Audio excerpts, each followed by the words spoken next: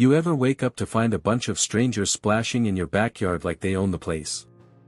Yeah, imagine that. But it's three wild kids, soaking wet, screaming their lungs out, and you have no clue who they are. That was my Monday morning. My name's Eric, and I recently bought a peaceful fixer-upper in a quiet HOA neighborhood, hoping to enjoy early retirement with my wife. The house came with a beautiful pool, a rare luxury in this area. I didn't even think twice before fencing it properly, adding a locked gate, and putting up clear private property signs. Simple stuff. But then came her. Her name's Susan, but everyone in the neighborhood whispers, Karen, when she's not around. Platinum bob, oversized sunglasses, floral robe that looks like it came straight out of a 70s sitcom. Classic. Her backyard backed up to mine, just a few fences over. At first, she gave the usual fake smile, complimented the garden, asked if I was going to host neighborhood mixers. I politely declined. Then the weird stuff began. One evening, I noticed wet footprints across my deck and pool toys that weren't ours. My wife thought maybe it was just wind, or maybe a neighbor's stuff got blown over. Then came the sounds, loud splashes, laughing, high-pitched screaming.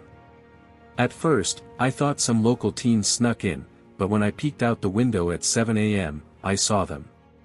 3 kids, no older than 10, treating my pool like a water park. I rushed outside. Hey, this is private property. Where are your parents? They froze, then bolted right through the fence gate, which had been left wide open. Not even an hour later, I got my answer. Karen came stomping up my porch with all the entitlement in the world. Excuse me, she started, but you need to calm down. My kids were just cooling off. This heat wave is dangerous. I was stunned. You're telling me you sent your kids into my backyard without asking? She rolled her eyes. They just climbed the fence. Kids will be kids. That's when I realized this wasn't a misunderstanding. It was about control.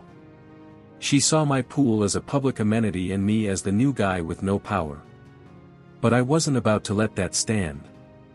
And what I did next would make her absolutely lose it. After that first confrontation, I knew I couldn't rely on just words. Karen clearly had no respect for boundaries, and her kids were being encouraged to break into my property. So, I took the next logical step. I installed motion detection security cameras around the pool and side gate, discreet, high-res, with night vision. If she was going to play games, I was going to record the score. That very next morning, the cameras paid off. At exactly 6:42 a.m., the motion alert pinged my phone. I rolled over in bed, rubbed my eyes, and pulled up the live feed. There they were again, Karen's 3 kids, shirtless and barefoot, climbing over my fence like little commandos. They didn't even hesitate. They ran straight for the pool and cannonballed in like they owned the place. I was furious. I saved the footage, got dressed, and walked straight over to Karen's house. She opened the door, coffee in hand, looking completely unbothered. Oh, hi again. I said calmly, I have them on video, climbing my fence, trespassing. You told me it wouldn't happen again. She shrugged. They're just kids, Eric. Stop being so dramatic. I pulled out my phone and held it up to her face. You see this? That's criminal trespass. I could file charges. Karen's entire tone changed. She narrowed her eyes, lips tightening. If you think calling the cops on children is going to make this neighborhood like you, you're very mistaken. I'm not here to be liked, I said. I'm here to be left alone. I walked away, but clearly, that wasn't the end of it. The next few days were quiet. Too quiet. I assumed the footage had scared her enough. But then, on Saturday afternoon, as my wife and I sat by the pool, I saw the kids again. This time, they weren't in the pool but on the other side of the fence, peeking through the gaps, whispering and giggling, watching us. An hour later, Karen sent me a text, if you don't want kids in your pool, maybe don't put one in full view of the neighborhood. That was the moment I snapped. I had tried reason. I had used cameras. I had gone to her face. Nothing worked. So, I made a radical decision. If the HOA wouldn't stop her, if the police wouldn't take it seriously, then I'd eliminate the problem completely. I called a contractor the very next morning. I don't think Karen or anyone on the HOA board expected me to actually go through with it. But by Monday morning, a team of contractors rolled into my driveway, heavy machinery in tow. Within minutes, the rumble of excavators echoed through the neighborhood, and then the digging began. First came the water, drained by a submersible pump that whined all morning like a dying vacuum. Then came the jackhammers, pounding into concrete like war drums. The pool deck cracked, the tiles shattered. My once beautiful backyard oasis was now a demolition zone. By noon, Karen was screaming from her back porch. "What are you doing? You can't just destroy a community resource." I turned and yelled back, "It's not your resource. It's my property."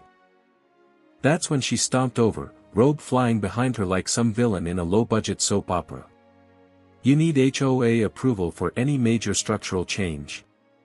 This is illegal." I calmly handed her a copy of the bylaws. "Not for removal. Page 13, subsection C, pool construction requires approval. Demolition. Homeowner's discretion." She looked like she'd swallowed a lemon. "This is a personal attack." "No, Karen," I said. "This is a boundary." Neighbors started peeking out from behind their blinds. A few even came out to watch, coffee mugs in hand, smirking. I had a feeling I wasn't the only one fed up with Karen's antics. By sunset, half the pool was gone, but Karen wasn't finished. The next morning, as the workers continued hauling rubble, I noticed a cop car idling by my mailbox. An officer stepped out and walked toward me. "You Eric Anders?" "Yeah. What's this about?" "We got a call reporting suspicious construction, possible code violations, and environmental hazards." I almost laughed. "Let me guess. Was the caller wearing a floral robe and a scowl?" The officer cracked a smile. "Can't say, but I can say your permits are in order. Just had to follow up." Karen stood across the street, arms crossed, watching the officer leave. I waved at her. That was the moment she realized the police wouldn't help her, that the HOA couldn't stop me, that her kids had officially lost their personal water park. But instead of backing off, she escalated. The next day, I found a violation notice taped to my door, and signed in unofficial, just bold red letters saying, "Immediate action required, illegal demolition," and under it, a handwritten note, "You're making enemies you'll regret." Karen had declared war. 3 days after the fake violation notice appeared on my door, I received an official-looking email from the HOA board. It read, "Mandatory emergency meeting regarding homeowner conduct in neighborhood. Safety attendance required." Of course, I knew what this was, Karen's final act, her last desperate attempt to shame me in front of the community. She thought she was in control. I showed up early, dressed neatly, with a thick folder under my arm containing every email, photo, video, and signed permit I had collected over the past month. My wife came too, arms crossed and ready for war. The meeting was held in the clubhouse. Around 20 people filled the seats, some board members, some neighbors, and a few curious folks who just wanted to see the drama unfold. And there she was, Karen, sitting front and center, acting like she was about to deliver the State of the Union. The meeting started calmly. The HOA president, a soft-spoken retiree named Dennis, welcomed everyone and asked Karen why she'd called the meeting. She stood, dramatically. "In recent weeks, our community has been disrupted by reckless behavior. One homeowner, Eric Anders, has caused distress to multiple families by destroying shared value property without proper approval. He has harassed children, intimidated neighbors, and endangered safety by operating demolition equipment near residential homes. The room went silent. I stood slowly, calm as ever. May I respond? Dennis nodded. I opened my folder. Here's the signed demolition permit, approved by the city. Here are photos of my shared value pool with private property signs visible on every side. Here's video footage of 3 minors, Karen's children, illegally entering my yard and swimming without permission. And here's audio of Karen admitting on camera that she knew they were climbing my fence. Gasps echoed around the room. Karen turned pale. I wasn't finished. This, I held up the violation notice from my door, is fake. It's not signed, not dated, and violates HOA communication standards. That's harassment. That's retaliation. That's a crime. Karen tried to speak, but Dennis raised a hand. Karen, did you write that? She stammered. I didn't mean. Enough, he said firmly.